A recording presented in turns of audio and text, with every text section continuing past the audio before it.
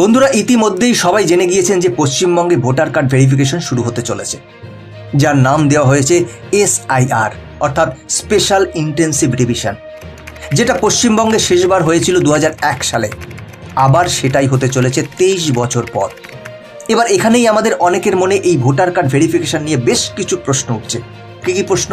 Number 1, voter তালিকায় নাম বজায় রাখতে গেলে কি বার্থ সার্টিফিকেট বা জন্ম শংসাপত্র দেখানো বাধ্যতামূলক? নাম্বার 2, যদি আমার ভোটার কার্ড থাকে কিন্তু আমি কোনো কাগজ দেখাতে না পারি, তাহলে কি আমি নাগরিকত্ব হারাবো? নাম্বার 3, বার্থ সার্টিফিকেট বা জন্ম শংসাপত্র না থাকলে কি অন্য কোনো নথি বা কাগজ চলবে? নাম্বার 4, কাদের কাদের কোনো কাগজপত্র দেখাতে হবে না, এবং যাদের কোনো কাগজ দেখাতে হবে না তাদের তাহলে কি করতে হবে? নাম্বার 5, 1987 সালের পরে জন্ম হলে কি বাবা অথবা মায়ের বার্থ সার্টিফিকেট দেখাতেই হবে? বন্ধুরা, এই ধরনের প্রশ্ন অনেকের মনেই রয়েছে।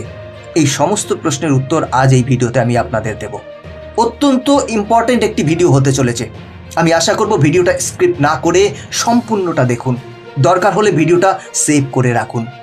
আমি খুব সহজভাবে আপনাদের বোঝানোর চেষ্টা করব যাতে আপনারা খুব সহজেই বুঝতে পারেন, এবং আমার বিশ্বাস এই ভিডিওটা দেখার পরে এই ভোটার কার্ড সংক্রান্ত সমস্ত প্রশ্নের উত্তর আপনি পেয়ে যাবেন, সবটা জানতে পারবেন। তাই সাথে থাকুন।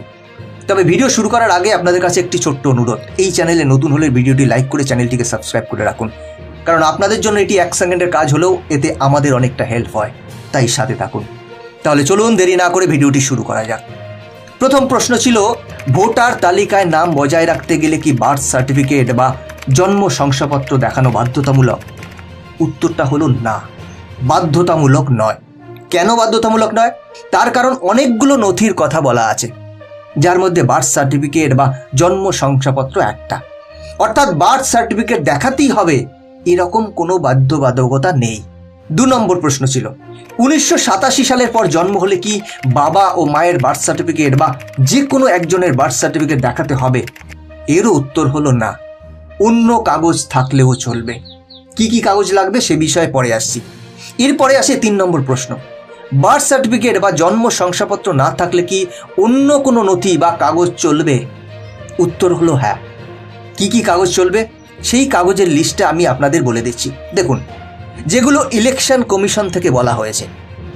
ইলেকশন কমিশন বলছে যে বার্থ সার্টিফিকেট যদি নাও থাকে তাহলে এই কাগজগুলো থাকলেও চলবে। নাম্বার 1, কোনো রকম আইডেন্টিটি কার্ড বা pension payment order, central government, state government বা PSU পাবলিক সেক্টর এন্টারপ্রাইজ। অর্থাৎ আপনি যদি কোনোভাবে পেনশন হোল্ডার হন তাহলে সেই কাগজ দেখালেও চলবে। নাম্বার 2, আপনার যদি কোনো ব্যাংক, পোস্ট অফিস বা লোকাল অথরিটি বা সরকারি অন্য কোনো জায়গা থেকে বা LICর কোনো কাগজ থেকে থাকে তাহলেও চলবে। নাম্বার 3, বার্থ সার্টিফিকেট, সেটা থাকলেও চলবে। নাম্বার 4, পাসপোর্ট, যদি আপনাদের থেকে থাকে তাহলে সেটা দেখালেও চলবে। নাম্বার 5, মেট্রিকুলেশন বা এডুকেশনাল সার্টিফিকেট, যদি মাধ্যমিক পরীক্ষা দিয়ে থাকেন তাহলে মাধ্যমিক পরীক্ষার সার্টিফিকেট বা মাধ্যমিক পরীক্ষার অ্যাডমিট কার্ড দেখালেও চলবে। তবে বন্ধুরা, আপনারা অনেকেই আমাকে এর আগের ভিডিওতে অনেকগুলো প্রশ্ন করেছিলেন যে মাধ্যমিক পরীক্ষার সার্টিফিকেট কোন সালের হতে হবে। তবে এক্ষেত্রে বলি, এরকম কোনো নির্দিষ্ট সাল উল্লেখ করা নেই। আমার মনে হয় যে কোনো সালের যে কোনো সময়ের হলেই হবে। নাম্বার 6, পার্মানেন্ট রেসিডেন্স সার্টিফিকেট, যদি রাজ্য সরকারের তরফ থেকে আপনাদের রেসিডেন্স সার্টিফিকেট থাকে তাহলে সেটা থাকলেও চলবে। নাম্বার 7, ফরেস্ট রাইট সার্টিফিকেট, অর্থাৎ আপনি যদি বনাঞ্চলের কাছাকাছি বসবাস করেন তাহলে বন অধিকার যে সার্টিফিকেট, সেই সার্টিফিকেটটা যদি আপনাকে দেয়া হয় তাহলে আপনি সেটা যদি দেখান তাহলেও চলবে। নাম্বার 8, যদি আপনার কাছে OBC বা SC সার্টিফিকেট থাকে তাহলে সেটা দেখালেও চলবে। অর্থাৎ বার্থ সার্টিফিকেট দেখাতেই হবে এরকম কোনো কথা এখানে বলা নেই। Number 9, national register of citizens, অর্থাৎ NRC যদি আপনার রাজ্যে হয়ে থাকে তাহলে সেটা দেখালেও চলবে। নাম্বার 10, ফ্যামিলি রেজিস্ট্রেশন বা পারিবারিক নিবন্ধন সার্টিফিকেট, যদি থাকে তাহলে সেটা দেখালেও চলবে। Number 8, land house allotment certificate, যদি সরকারের তরফ থেকে আপনাকে কোনো ল্যান্ড বা জমি বা বাড়ি অ্যালট করা হয়ে থাকে তাহলে সেই সার্টিফিকেটটা দেখালেও চলবে। এই সার্টিফিকেটগুলো কেন দেখালে চলবে তার কারণ হলো এই সার্টিফিকেটগুলো পেতে হলে কিছু নির্দিষ্ট তথ্যের ভিত্তিতে সার্টিফিকেটগুলো ইস্যু করা হয়ে থাকে। সুতরাং সেই প্রসেসটা যে ফলো হয়েছে সেটাই ইলেকশন কমিশন বুঝতে পারবে এবং সেইভাবে ওনারা আপনার ওই সার্টিফিকেটগুলোকে মান্যতা দেবে। সুতরাং বার্থ সার্টিফিকেট কম্পালসারি নয়।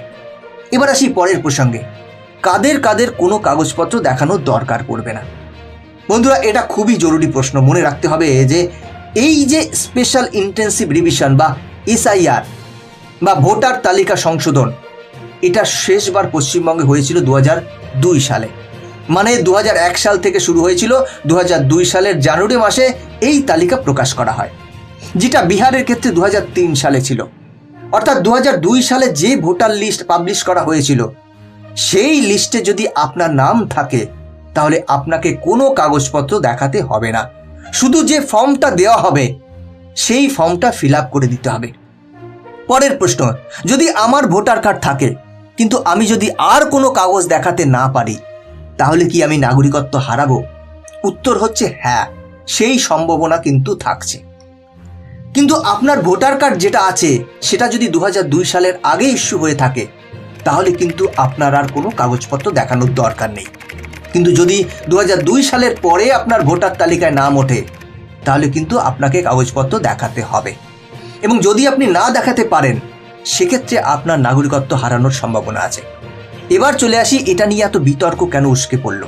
তার কারণ আমরা জানি যে বিহারে ইতিমধ্যেই আপডেট চলছে, প্রচুর মানুষের নাম বাদ পড়েছে এবং পশ্চিমবাংলায় এই অভিযোগটা বারে বারে রয়েছে ভুয়ো ভোটারের কথা। সীমান্ত পেরিয়ে প্রচুর রোহিঙ্গা এবং অবৈধভাবে ভারতে ঢুকে পড়েছে, দেশের আইন শৃঙ্খলা নষ্ট করছে, সেটাও কিন্তু বন্ধ হওয়া দরকার। দেখুন, আমাদের দেশে যারা বৈধ ভোটার তারাই তো ভোট দেবে, তারাই তো ঠিক করবেন এ রাজ্যে বা কেন্দ্রে কে ক্ষমতায় আসবে। অন্যদের কেন আমরা সেই অধিকারটা দেব? অবশ্যই দেব না।